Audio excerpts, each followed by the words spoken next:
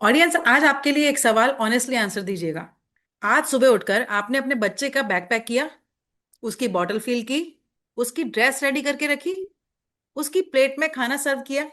अगर हाँ, तो आज का एपिसोड सिर्फ आपके लिए है।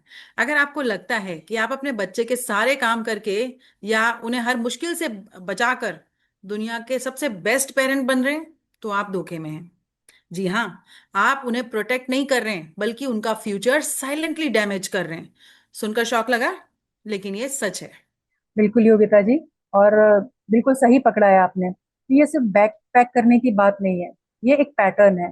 हर वो छोटी चीज, चाहे वो बॉटल फिल करना हो, बच्चे की कंघी करना हो या शू लेस बांधना ही क्यों ना हो, जिसे हम प्यार समझते हैं, वो धीरे धीरे बच्चे की अपनी कैपेबिलिटी को खत्म कर रहा है।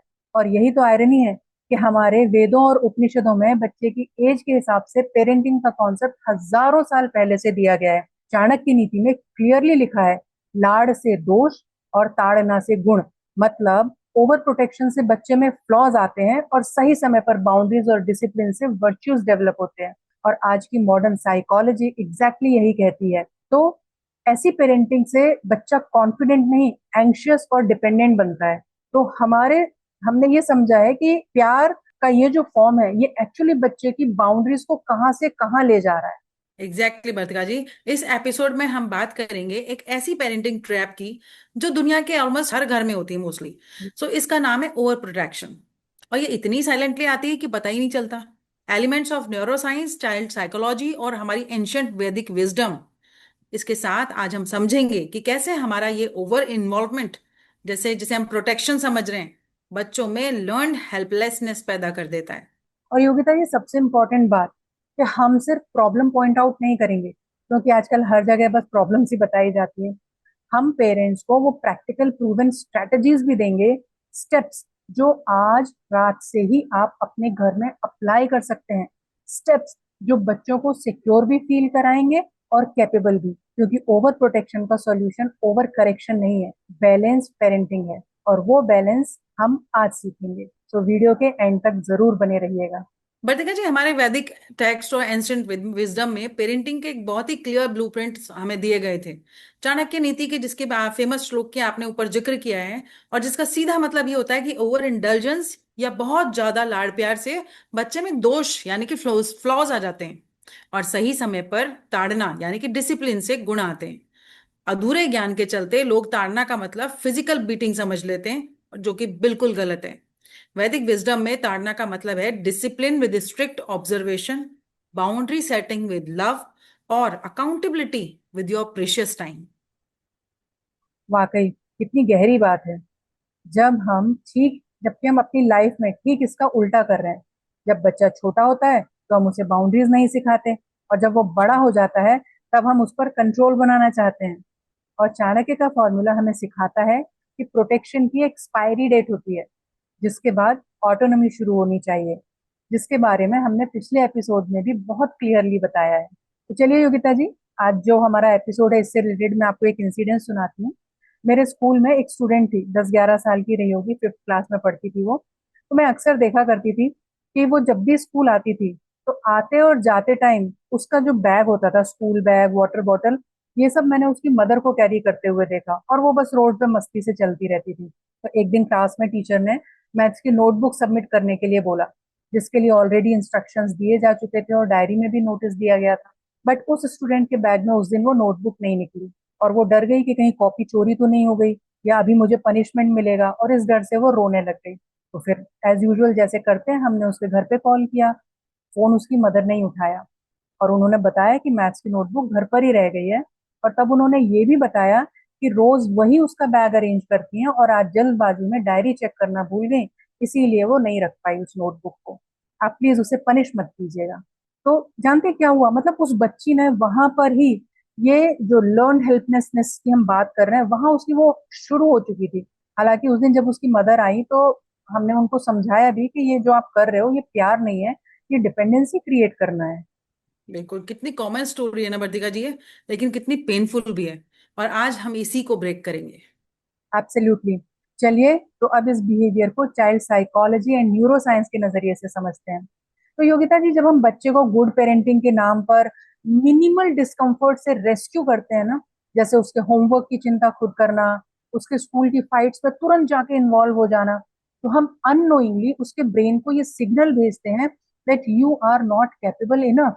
मैंने रिसेंटली एक स्टडी पढ़ी थी जहां पर न्यूरो साइंटिस्ट कह रही थी कि जब बच्चा खुद प्रॉब्लम सॉल्व करता है तो पहले तो उसके ब्रेन में कॉर्टिसोल नाम का एक स्ट्रेस हार्मोन है, वो रिलीज होता है, थोड़ा सा बढ़ जाता है वो, क्योंकि वो स्ट्रगल कर रहा होता है उस समय पर। लेकिन फिर जब प्रॉब्लम सॉल्व हो जाती है तब डोपामाइन रिलीज होता है, जिसे हम रिवॉर्ड हार्मोन भी कहते हैं। और यही जो साइकिल है जहां पर पहले थोड़ा सा स्ट्रेस और फिर रिवॉर्ड, ये उस बच्चे के ब्रेन को सिखाती है कि मुश्किल तो आएंगी पर मैं उन्हें फेस कर सकता हूँ। इसे हम रेजिलियंस भी कहते हैं। पर जब हम हमेशा बच्चे को रेस्क्यू करते रहते हैं तो ये साइकिल कंप्लीट नहीं हो पाता। बच्चा ना स्ट्रगल करता है ना अचीवमेंट फील करता है। तो कंफर्ट के नाम पर हम लिटरली उनका नेचुरल या इंटरनल रिवॉर्ड सिस्टम जो है उसे हम डिसेबल कर रहे हैं कहीं ना कहीं।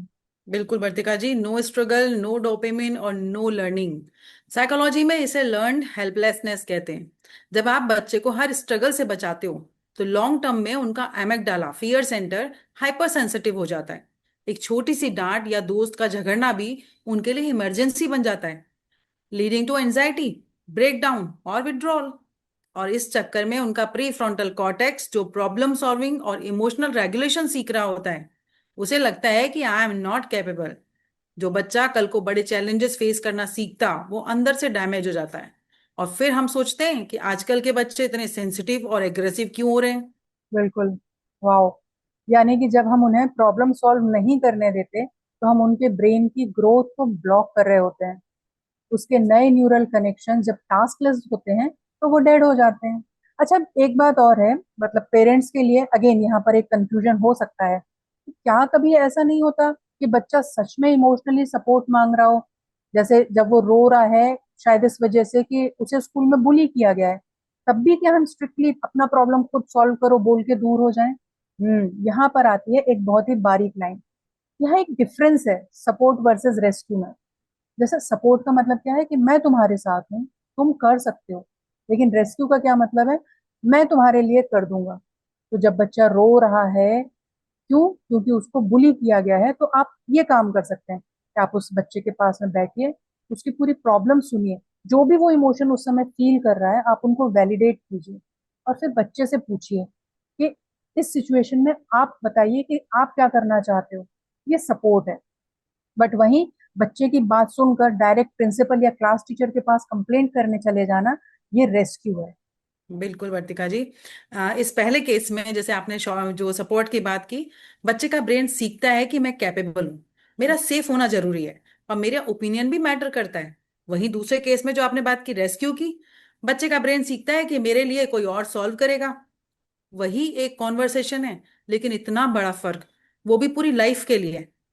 सो वर्तिका जी, आपको रोने वाली बात से मुझे एक मिथ याद आ गया जो हम अक्सर सुनते हैं, बच्चे को रोने मत दो, वो स्ट्रेस में चला जाएगा। और सच तो यह है कि पॉजिटिव स्ट्रेस, कंट्रोल्ड स्ट्रेस बच्चे के ब्रेन डेवलपमेंट के लिए और क्रिटिकल थिंकिंग के लिए बहुत जरूरी होता है। यह हमारी एंशंट साइंस और मॉडर्न चाइल्ड साइकोलॉजी दोनों कहती हैं। रिजिलियंस तब आती है जब बच्चा थोड़ा सा डिस्कम्फर्ट झेलना सीखता है, ना कि तब जब आप उसे ग्लास के केस में बंद रखो। ऐसी हेलीकॉप्टर पेरेंटिंग बच्चे को कॉन्फिडेंस नहीं, सिर्फ एंजाइटी देती है। और इसको पूरी डिटेल में समझने के लिए हमारे अगले एपिसोड्स देखते रहिए। बिल्कुल। अच्छा योगिता जी, एक बहुत इंपॉर्टेंट क्वेश्चन है कि आखिर पेरेंट्स ओवर प्रोटेक्ट क्यों करने लगते हैं? क्योंकि कोई भी पेरेंट्स जानबूझकर तो अपने बच्चे को कमजोर नहीं बनाना चाहता, तो ये बिहेवियर उनके अंदर कहाँ से आता है? बहुत अच्छा सवाल है वर्तिका जी, और ये समझना भी बहुत जरूरी है, क्योंकि जब तक हम रूट कॉज नहीं समझेंगे तब तक चेंज आ भी नहीं सकता। Exactly exactly. तो मैंने जो भी आपको स्कूल का केस बताया था, वहां जब और भी पेरेंट्स के साथ मैंने काम किया तो मुझे कुछ रीजन समझ में आए। मेनली 5 रीजन आज हम यहाँ डिस्कस कर सकते हैं, जिसमें से पहला है उनके इस बिहेवियर के पीछे का रीजन जनरेशनल ट्रॉमा। पेरेंट्स क्या सोचते हैं कि हमारे पेरेंट्स ने अपने चाइल्डहुड में बहुत स्ट्रगल किया, हमने हमारे चाइल्डहुड में बहुत स्ट्रगल किया। अब वो स्ट्रगल कुछ भी हो सकता है, चाहे फाइनेंशियल हो, इमोशनल हो, फिजिकल हो। तो उन्हें क्या लगता है कि भाई मैंने अपने बचपन में बहुत मुश्किलें देखी हैं, मेरा बच्चा उनमें से कोई भी मुश्किल को फेस ना करे। तो वो अपने बच्चे को हर डिस्कम्फर्ट से बचाना शुरू कर देते हैं। बिल्कुल। और दूसरा रीजन होता है कि social validation. Indian society parenting को बहुत जज करती है। अगर बच्चा स्कूल में रोता है तो पेरेंट्स को वीक समझा जाता है। अगर बच्चे के कपड़े गंदे हैं तो पेरेंट्स को केयरलेस कहा जाता है। इसीलिए पेरेंट्स बच्चे को परफेक्ट दिखाने के चक्कर में ओवर प्रोटेक्ट करने लगते हैं। बिल्कुल। और थर्ड रीजन है डिलेड ऑटोनॉमी। जैसा कि हम पहले भी डिस्कस कर चुके हैं, इंडियन पेरेंट्स के लिए एक एक्सपायरी डेट नहीं होती एटोनॉमी देने के लिए। वो 5 साल में भी यही बोलते हैं बच्चा छोटा है, 10 साल का बच्चा भी उनके लिए छोटा ही है, 15 साल में भी बच्चा छोटा है, और कुछ पेरेंट्स के लिए तो 18-20 साल भी बच्चा छोटा ही है, वो बच्चे को छोटा ही बोलते हैं और उसके सारे काम खुद करते हैं। बिल्कुल। और वही कि प्रॉब्लम, जो फोर्थ प्रॉब्लम है वही सामने आती है, एकेडमिक प्रेशर। पेरेंट्स एकेडमिक को सर्वाइवल से जोड़ देते हैं। उन्हें लगता है कि अच्छा नंबर नहीं आया तो फ्यूचर खत्म। इसलिए वो बच्चे के सारे नॉन एकेडमिक लोड खुद ले लेते हैं। बैग पैक करना, ड्रेस, फूड शेड्यूल, सब कुछ मैनेज करने लगते हैं। बच्चा सिर्फ पढ़ाई करे, बाकी सब के लिए तो वो है ना। और फिफ्थ रीजन आ जाता है इमोशनल इनसिक्योरिटी। पेरेंट्स को लगता है कि अगर वो स्टेप बैक ले लेंगे तो बच्चा फेल हो जाएगा। ये उनकी अपनी इनसिक्योरिटी है। उन्हें अपनी पेरेंटिंग पर भरोसा नहीं है। उन्हें लगता है कि उन्होंने बच्चे को इतना स्ट्रांग नहीं बनाया कि वो हर सिचुएशन से अकेले ही डील कर पाए, अकेले उन सिचुएशंस को हैंडल कर पाए। बिल्कुल। एक और रीजन है lack of trust in external environment. Indian society में सेफ्टी कंसर्न्स रियल होते हैं। Actually traffic, crime, harassment. इसलिए पेरेंट्स दुनिया पर भरोसा नहीं करते और बच्चे को हर जगह पे शील्ड करने लगते हैं। Absolutely right. तो योगिता जी, जब मैं हम इन सारे रीजंस को देख रहे हैं तो कहीं ना कहीं मुझे एक कॉमन थ्रेड दिखाई देता है इनमें। जैसे जिसे हम मिलाकर बोल सकते हैं, उस लव भी है, फियर भी है, गिल्ट भी है, और सोसाइटी का प्रेशर भी है। पेरेंट्स अपने बच्चों से प्यार करते हैं इसलिए ओवर प्रोटेक्ट करते हैं। कहीं ना कहीं उनका सेफ्टी कंसर्न है इसलिए वो डरते भी हैं। वो गिल्ट भी फील करते हैं अपने चाइल्डहुड के बारे में। और सोसाइटी का प्रेशर भी उन्हें परफेक्ट पेरेंट बनने के लिए मजबूर करता है।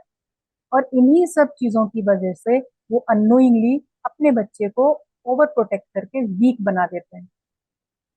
बिल्कुल सही कहा है आपने वर्तिका जी, सारी चीजें बिल्कुल मैटर करती हैं। और सबसे बड़ी चीज जो मैं आपको बताती हूँ, जो आपने लव की बात की यहाँ पे, वो एक्चुअली लव नहीं है, वो अटैचमेंट है। जैसा कि हमने महाभारत में देखा होगा ना कि द्रोणाचार्य को इतना अटैचमेंट था अपने बेटे अश्वत्थामा से, जिसके नाम को सुनकर ही इन्होंने अपने वेपन्स डाल दिए थे और अपनी लाइफ भी मतलब खत्म कर ली। तो इसके पीछे का रीजन एक और भी हो सकता है कि बच्चे का सिंगल चाइल्ड होना आजकल के टाइम पे। बिल्कुल बिल्कुल। तो योगिता जी, पता है, अब ये सारे रीजन जब हमने डिस्कस कर लिए तो कहीं ना कहीं बात आती है सॉल्यूशन की, कि क्या सॉल्यूशन है इस ओवर प्रोटेक्शन को ओवरकम करने का। हम कैसे एक ऐसी बाउंड्री सेट करें जहां पर एक डीप इमोशनल वार्मथ भी हो और बच्चा इंडिपेंडेंट भी बने। तो चलिए आज हम इसके लिए डिस्कस करते हैं 3 स्टेप एक्शन प्लान, जो हम आज पेरेंट्स के साथ में शेयर करते हैं, जिसे ये अपनी डेली लाइफ में अप्लाई भी कर सकते हैं। तो मैं यहाँ पहला स्टेप शेयर करती हूँ, जिसे मैं बोलती हूँ 80/20 ऑटोनॉमी रूल। इसका मतलब क्या है कि बच्चे को उसके काम का 80% ओनरशिप आप दीजिए, आप सिर्फ 20% गाइडेंस दीजिए। जैसे मान लीजिए आपके बच्चा का आप अभी तक स्कूल बैग पैक कर देते थे, यूजुअली नॉर्मली आप खुद कर देते थे, या अगर बच्चा पैक कर रहा है तो आप हर चीज बताते थे कि अब ये रखो, अब वो रखो। तो जब 80/20 वाले रूल की हम बात करते हैं, तो आपको बच्चे का कोई काम करना नहीं है, उसको कोई इंस्ट्रक्शन देना नहीं है। आप और बच्चा बैठ के एक चेकलिस्ट बनाए कि बेटा स्कूल के लिए क्या क्या 5 चीजें 6 चीजें इंपॉर्टेंट हैं। जैसे नोटबुक हो गया, पेंसिल बॉक्स है, वाटर बॉटल है, लंच बॉक्स है, और डायरी है, स्कूल डायरी। अब तुम इन सबको पैक करो, मैं लास्ट में चेक करूंगी। जब बच्चा खुद से करेगा, कोई आइटम इसमें से छूट जाएगा, खुद गलती करेगा, तो वो अपनी गलतियों से सीखेगा। आप सिर्फ लास्ट में एक बार वेरीफाई कर लीजिए। तो जो आप वेरीफाई कर रहे हैं वो आपका 20% सपोर्ट है। अगर कुछ छूट भी जाता है तो आप बोलिए कि बेटा एक बार रीचेक करो। खुद उठा के वो चीज उसके बैग में आप मत रख दीजिए। बस एक प्रिंसिपल याद रखिए कि जितना बच्चा खुद कर सकता है उतना उसे आप खुद करने दीजिए। और एक्चुअली वर्तिका जी, ये रूल ना जो आपने बताया है बहुत ही कारगर है। दूसरा जो शेयर करती हूँ, दूसरा golden rule, validate emotion, limit behaviour. अगर बच्चा रोते हुए कहे कि मुझे अभी खेलना है, होमवर्क नहीं करना है, तो गुस्सा करने की जगह ये कहिए कि आई अंडरस्टैंड, आप थक गए हो और आपका खेलने का मन है, पूरी वार्मथ के साथ। पर हमारा रूल क्या है, प्ले टाइम हमेशा होमवर्क के बाद आता है। इमोशंस को एक्सेप्ट कीजिए पर बाउंड्रीज को स्ट्रांग रखिए। ये अप्रोच बच्चे को जिद्दी नहीं बल्कि इमोशनली इंटेलिजेंट बनाती है। ये सिर्फ पेरेंटिंग की टिप्स नहीं है, ये इमोशन एक एक्चुअली इमोशनल लर्निंग है। जॉन गॉटमैन के रिसर्च के अकॉर्डिंग जो पेरेंट्स अपने बच्चे के इमोशंस वैलिडेट करते हैं और बाउंड्रीज होल्ड करते हैं, उनके बच्चे इमोशनली रेगुलेशन में सिग्निफिकेंटली बेटर परफॉर्म करते हैं, एडोलसेंस में भी। Very nice. चलिए अब मैं थर्ड स्टेप पर आ जाती हूँ। वो है प्रेज एफर्ट नॉट रेस्क्यू।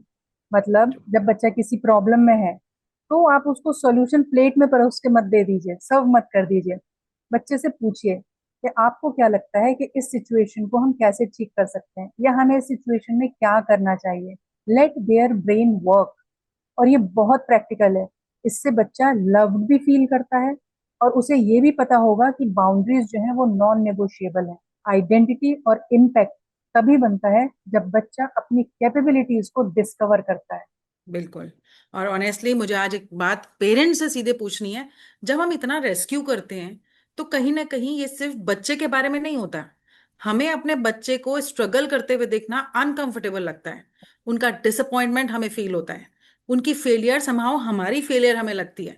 तो कभी कभी जब हम प्रोटेक्शन दे रहे होते हैं, वो एक्चुअली हमारी एंजाइटी का मैनेजमेंट होता है बच्चों के जरिए। तो पेरेंट्स, बाउंड्री सेट करना सिर्फ फिजिकल टास्क नहीं है, इसका एक बहुत बड़ा एस्पेक्ट उनके दिमाग और डिजिटल एनवायरनमेंट से भी जुड़ा है। और अक्सर इसी ओवर प्रोटेक्शन से बचने के लिए और बिजी उनको रखने के चक्कर में हम उनके हाथ में अननोइंगली एक ऐसी चीज दे देते हैं जो उनके दिमाग को साइलेंटली डैमेज करने का सबसे बड़ा रीजन बन जाती है, स्क्रीन्स। बिल्कुल। तो अगले एपिसोड में हम बात करेंगे इसी डिजिटल एडिक्शन पर कि कैसे स्क्रीन टाइम बच्चों का अटेंशन स्पैन और उनके फोकस को हाईजैक कर रहा है। पर अगले एपिसोड से पहले आज रात से एक काम करिए। अपने घर में एक ऐसा काम कीजिए जो आप नॉर्मली अपने बच्चे की जगह पर कर देते हैं, जैसे उसके लिए खाने की प्लेट उठाकर रखना या मॉर्निंग के लिए उसका यूनिफॉर्म रेडी करना या उसका वाटर बॉटल फिल करना। आज वो काम आप अपने बच्चे को खुद करने दीजिए और कल हमें कमेंट में बताइए कि क्या हुआ, बच्चे ने क्या रिएक्शन दिया और आपको कैसा लगा। बिल्कुल। क्योंकि जब तक आप खुद स्टेप बैक नहीं करोगे ना, बच्चा स्टेप फॉरवर्ड लेना नहीं सीखेगा। क्या बात कही है योगिता जी। तो अगर आज का एपिसोड आपको वैल्यूएबल लगा तो वीडियो को लाइक करें, चैनल को सब्सक्राइब करें और कमेंट में जरूर बताएं कि आप बाउंड्री सेटिंग कैसे कर रहे हैं या फिर आपको किस चीज में सबसे ज्यादा प्रॉब्लम आ रही है। याद रखिए, कही सुनी उन बातों की आवाज है जो बच्चे कह नहीं पाते और पेरेंट्स सुन नहीं पाते। मिलते हैं अगले एपिसोड में, और तब तक के लिए सुनते रहिए कही सुनी। जय भारत।